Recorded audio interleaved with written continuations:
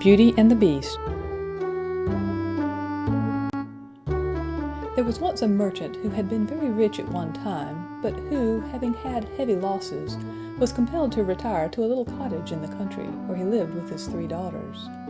The 2 elder ones were very much discontented at their poverty, and were always grumbling and making complaints.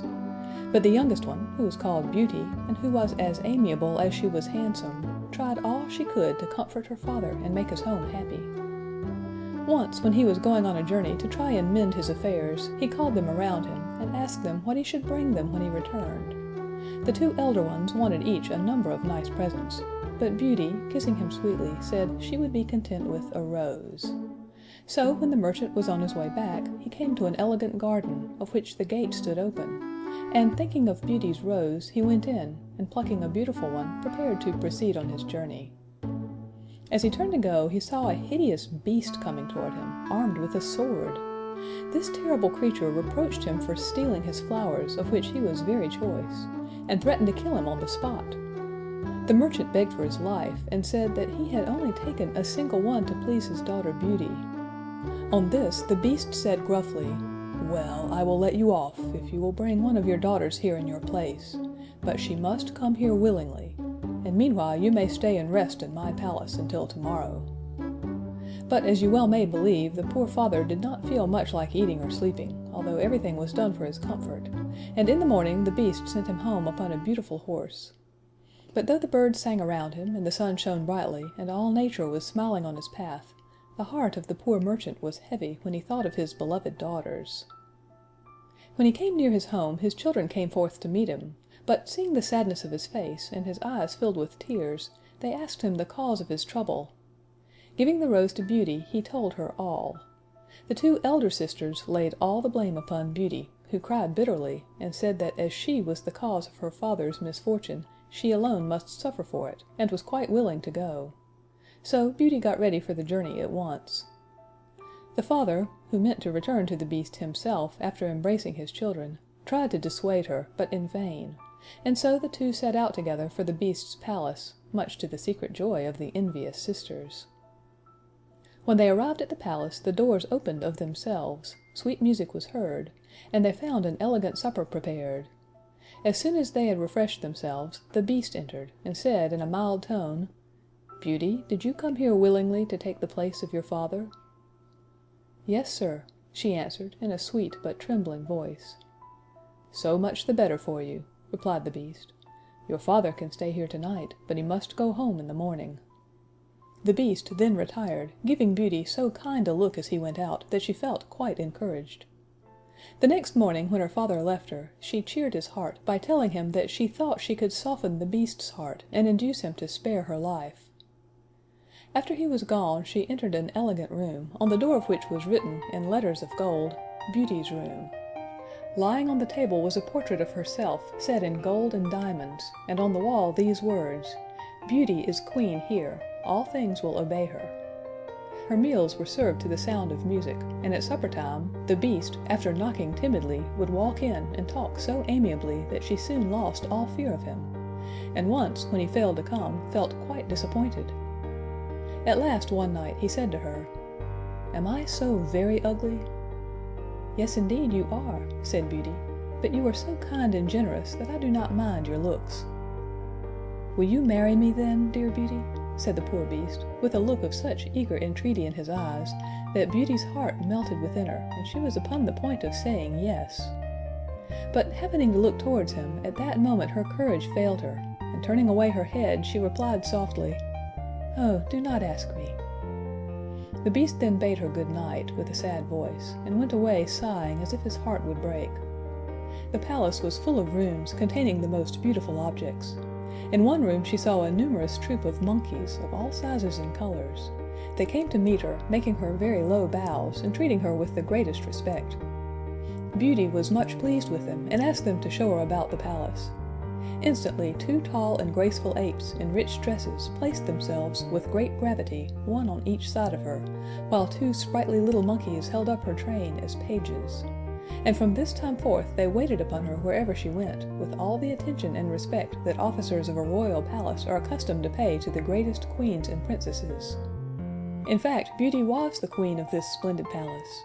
She had only to wish for anything to have it, and she would have been quite contented if she could have had some company, for except at supper time she was always alone. Then the Beast would come in and behave so agreeably that she liked him more and more. And when he would say to her, "Dear Beauty, will you marry me?" in his soft and tender way, she could hardly find it in her heart to refuse him. Now, although Beauty had everything that heart could wish, she could not forget her father and sisters. At last, one evening she begged so hard to go home for a visit that the Beast consented to her wish, on her promising not to stay more than 2 months. He then gave her a ring, telling her to place it on her dressing table when she wished either to go or return, and showed her a wardrobe filled with the most elegant clothes, as well as a quantity of splendid presents for her father and sisters. The poor Beast was more sad than ever after he had given his consent to her absence. It seemed to him as if he could not look at her enough, nor muster courage to leave her. She tried to cheer him, saying, "Be of good heart, Beauty will soon return." But nothing seemed to comfort him, and he went sadly away. Beauty felt very badly when she saw how much the poor Beast suffered. She tried, however, to dismiss him from her thoughts, and to think only of the joy of seeing her dear father and sisters on the morrow. Before retiring to rest, she took good care to place the ring upon the table, and great was her joy on awaking the next morning to find herself in her father's house with the clothes and gifts from the palace at her bedside. At first she hardly knew where she was, for everything looked strange to her, but soon she heard the voice of her father, and rushing out of the room threw her loving arms around his neck. Beauty then related all the kindness and delicacy of the Beast toward her, and in return discovered that he had been as liberal to her father and sisters. He had given them the large and handsome house in which they now lived, with an income sufficient to keep them in comfort. For a long time Beauty was happy with her father and sisters, but she soon discovered that her sisters were jealous of her, and envied her the fine dresses and jewels the Beast had given her. She often thought tenderly of the poor Beast, alone in his palace, and as the 2 months were now over, she resolved to return to him as she had promised. But her father could not bear to lose her again, and coaxed her to stay with him a few days longer, which she at last consented to do, with many misgivings when she thought of her broken promise to the lonely Beast. At last, on the night before she intended to return, she dreamed that she saw the unhappy Beast lying dead on the ground in the palace garden. She awoke all trembling with terror and remorse, and leaving a note on the table for her dear father, placed the ring within her bosom, and wished herself back again in the palace. As soon as daylight appeared, she called her attendants and searched the palace from top to bottom, but the Beast was nowhere to be found. She then ran to the garden, and there, in the very spot that she had seen in her dream, lay the poor Beast, gasping and senseless upon the ground, and seeming to be in the agonies of death. At this pitiful sight, Beauty clasped her hands, fell upon her knees, and reproached herself bitterly for having caused his death. "Alas, poor Beast," she said, "I am the cause of this. How can I ever forgive myself for my unkindness to you, who were so good and generous to me and mine, and never even reproached me for my cruelty?" She then ran to a fountain for cold water, which she sprinkled over him, her tears meanwhile falling fast upon his hideous face. In a few moments the Beast opened his eyes and said, "Now that I see you once more, I shall die contented." "No, no," she cried, "you shall not die. You shall live, and Beauty will be your faithful wife." The moment she uttered these words, a dazzling light shone around. The palace was brilliantly lighted up, and the air was filled with delicious music. In place of the terrible and dying Beast, she saw a young and handsome prince, who knelt at her feet and told her that he had been condemned to wear the form of a frightful beast until a beautiful girl should love him in spite of his ugliness. At the same moment the apes and the monkeys, who had been in attendance upon her, were transformed into elegantly dressed ladies and gentlemen, who ranged themselves at a respectful distance, and performed their duties as gentlemen and maids of honor.